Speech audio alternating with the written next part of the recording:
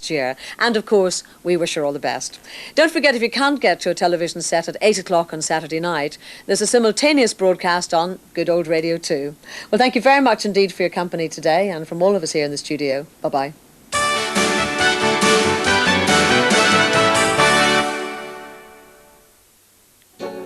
Where on earth might you find a polar sun, a pink lady's slipper, or an oriental jewel? Strangely enough, in Glasgow, at last month's World Orchid Conference. Even stranger is the fact that of the world's 25,000 species of orchid, some 30 or so are to be found in Scotland itself. Take a journey through the lonely world of Scottish orchids to Glasgow for the greatest orchid show on earth. Orchid Odyssey, tonight, 6:10 on BBC2. Lloyd Grossman's Food Odyssey continues in 10 minutes on BBC1 in his search to find Britain's best amateur chef. First, you might like to have a pen and paper handy for this week's charity news in Lifeline.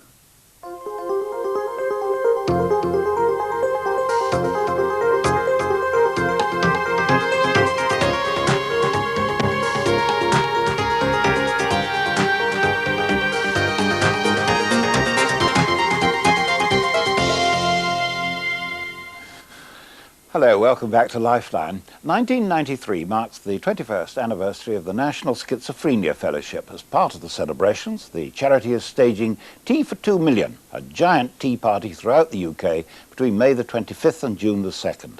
So why don't you join in and hold your own fundraising tea party to help provide practical support to all those affected by schizophrenia? For more details, you can call 081 547 3937. That's 081 547 3937. Old 10-pence pieces won't be legal tender after June the 30th, but they can be used now to help elderly people who are frail, isolated or poor. Help the Aged need you to join in their hunt for the 600 million coins still in circulation, then hand them in to any Help the Aged shop or Debenhams store. Or you can organise your own local collection point. To get a collecting box, call Help the Aged on 071 253 0253. That's 071 253 0253. Help is now at hand for parents of young heart patients desperate to know more about their child's condition. The British Heart Foundation has launched 3 new videos packed with information on the causes, treatment and effects of heart disease in children and designed to complement advice provided by health professionals. For more information about the videos, you can write to the British Heart Foundation, 14 Fitzharding Street, London W1H 4DH, and please enclose a large stamped addressed envelope. Joanna. On Tuesday, June the 1st, the Winged Fellowship launches its 30th anniversary appeal to raise £3.5 million. The charity provides holidays in Britain and abroad for disabled people, and they'd like you to help them reach their target by getting involved in a number of sponsored activities. And there are prizes too. If you'd like to know more, you can call on 071 833 2594. That's the Winged Fellowship on 071 833 2594.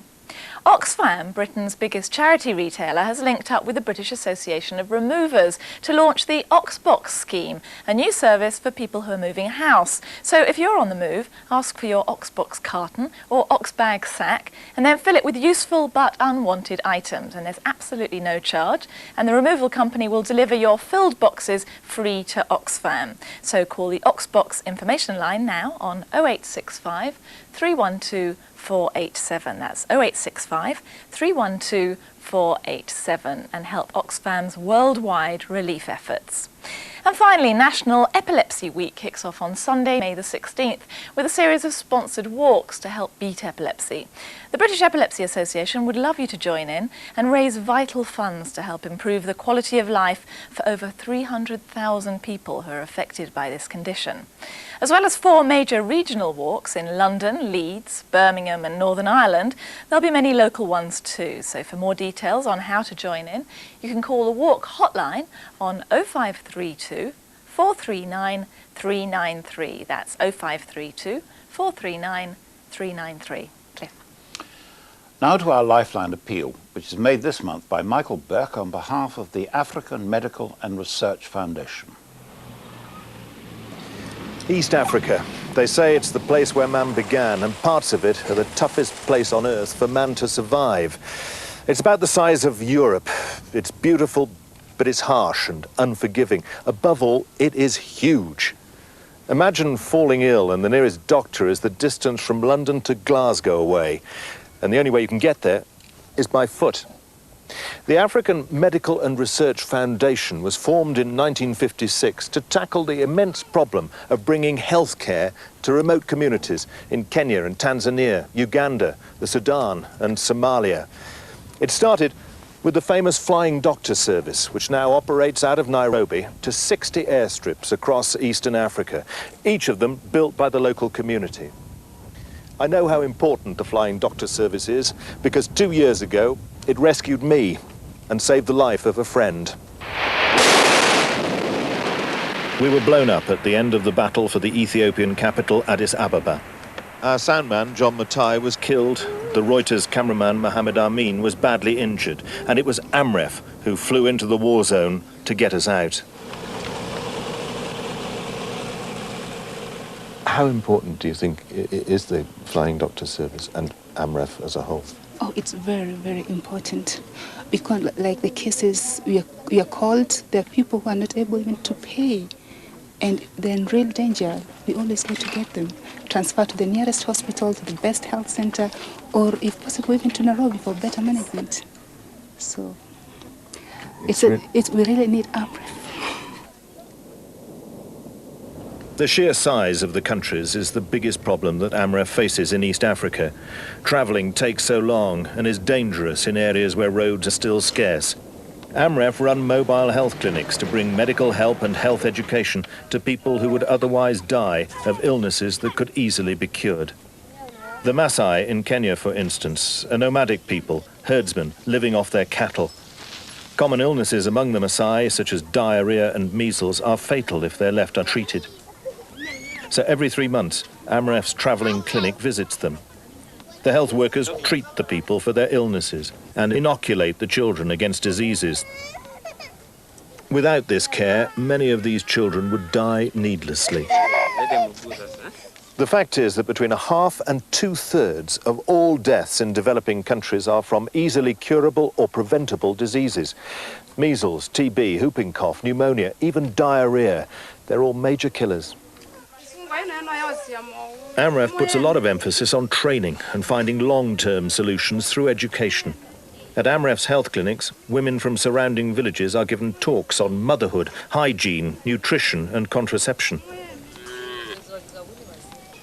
In turn, they'll pass on their knowledge to their communities.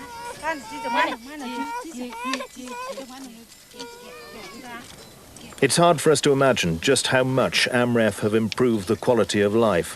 But take something as basic as water. Surface water is nearly always contaminated, no matter how clean it looks. In many areas, to get any kind of water takes most of the day. Typically 4 hours walking there, 4 hours back, with 20 litres of bacteria on your shoulders. Amref set up the Well Project to help provide clean water. In one region alone, Kibwezi, over 100 wells have been built, providing 50,000 people with safe water. The aim is to build wells to serve all the people living in remote areas in basic conditions. The value of Amref's work is tremendous, but running such a vast operation costs money. The cost of the Flying Doctor Service alone, which is the only one in Africa which most days saves lives, costs tens of thousands of pounds. Anything you send Amref will be put to good use, not just helping the victims of famine and disaster, but trying to find long-term solutions to the problems here, helping the peoples of Eastern Africa to help themselves, not just today, not just tomorrow, but for generations to come. Thanks.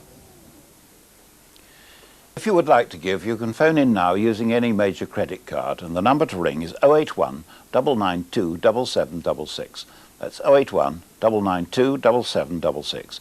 We'll be keeping the lines open for the next 2.5 hours. Or you can send a donation by post. It's cheques and postal orders only, please, to Michael Burke, Amref, PO Box 7, London W3 6XJ. That's Michael Burke, Amref, PO Box 7, London W36XJ. The address is also in Radio Times and on page 688 of CFAX.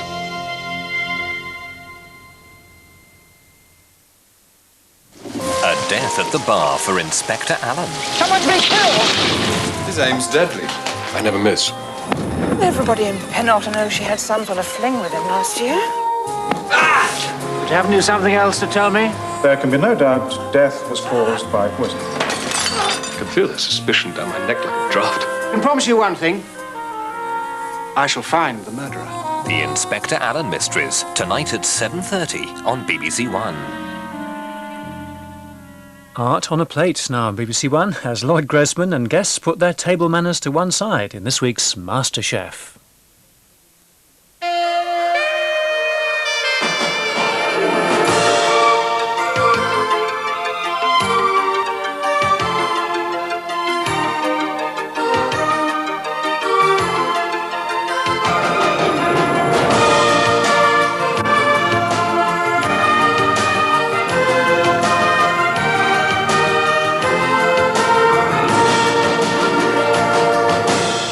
Welcome back to Masterchef 1993 as we journey north in our tireless nationwide search for the best amateur cook in Britain.